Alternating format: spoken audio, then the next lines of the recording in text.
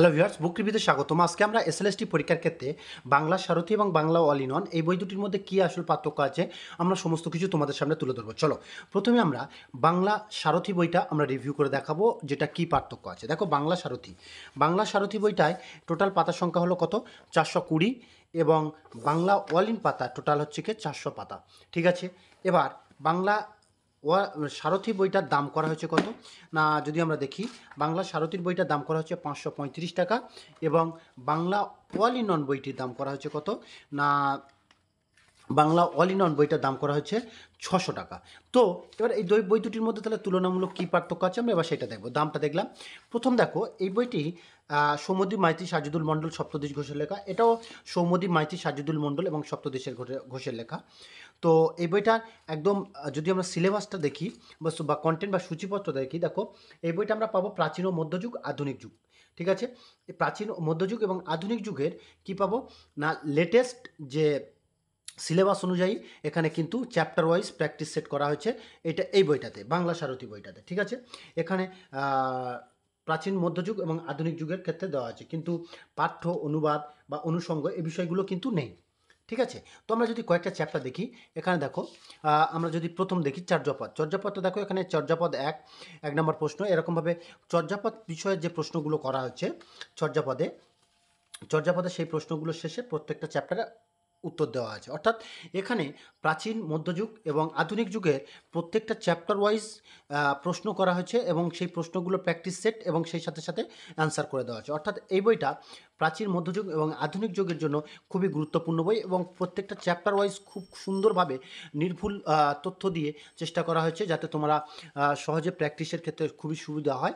এবং সেই সাথে সাথে চ্যাপ্টার ওয়াইজ সেলফ অ্যাসেসমেন্টের জন্য বা চ্যাপ্টার ওয়াইজ দক্ষতা যাচাইয়ের জন্য এই বইটা খুবই সুন্দর। তবে সেটা হলো কি, বাংলা প্রাচীন যুগ, মধ্যযুগ এবং আধুনিক যুগের যে বাংলা, সেটা সেই সমস্ত ক্ষেত্রে এটা খুবই গুরুত্বপূর্ণ হবে।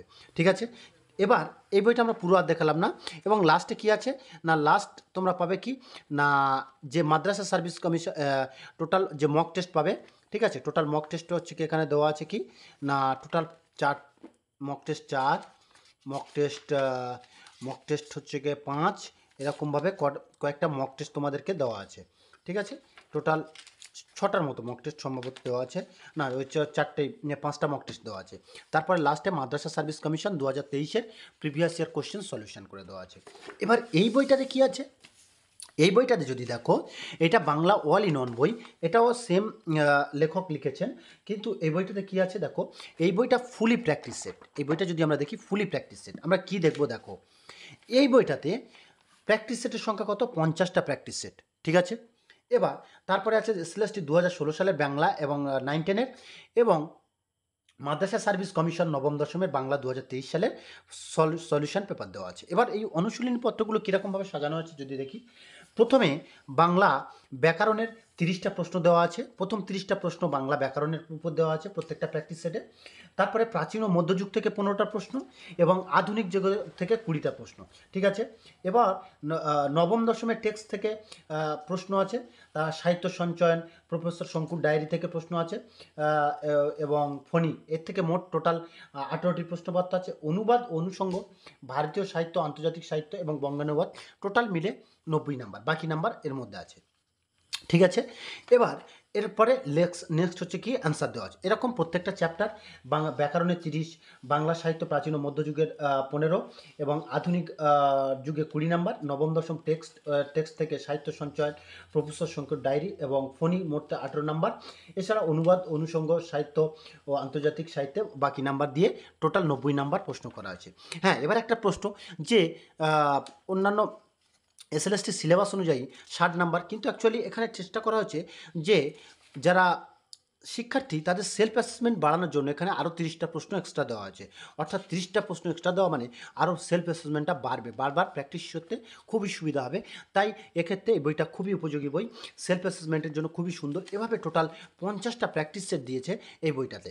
এবার 50টা প্র্যাকটিস সেট যখনই কমপ্লিট হয়ে যাচ্ছে, সেলফ অ্যাসেসমেন্টের জন্য খুবই ভালো বই। এবার যখনই কমপ্লিট হয়ে যাচ্ছে সেলফ অ্যাসেসমেন্ট, তখন আছে কি আমরা দেখাবো এখানে, তখন তোমরা পাচ্ছ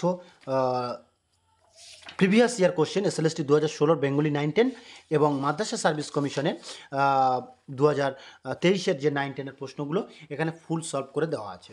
ঠিক আছে, এই হলো। এবার আমরা দেখব এই বইটা fully previous year question plus 50টা প্র্যাকটিস সেট আছে। সেই সাথে সাথে আরেকটা জিনিস জানিয়ে রাখি, শুধু অনুবাদ এবং অনুষঙ্গ বাংলা সাহিত্যের যে নতুন উপরে, তার উপরে লেখকের একটা বই আছে, সেটা হলো অনুবাদ ও অনুষঙ্গ সাজেশনস এবং complete guide primary TET practice set. এই বইটাও খুবই শীঘ্রই প্রকাশিত হবে, এগুলো প্রকাশিত হতে চলেছে। ধন্যবাদ। এই ধরনের লেটেস্ট ভিডিওর আপডেট পেতে অবশ্যই আমাদের চ্যানেলটাকে সাবস্ক্রাইব করবেন এবং এই বই দুটোর তুলনামূলক আলোচনা যদি ভালো লেগে থাকে অবশ্যই আমাদের কমেন্টে জানাবেন এবং এই ধরনের আরও নতুন নতুন বইয়ের আপডেট পেতে আমাদের সাথে থাকবেন। ধন্যবাদ।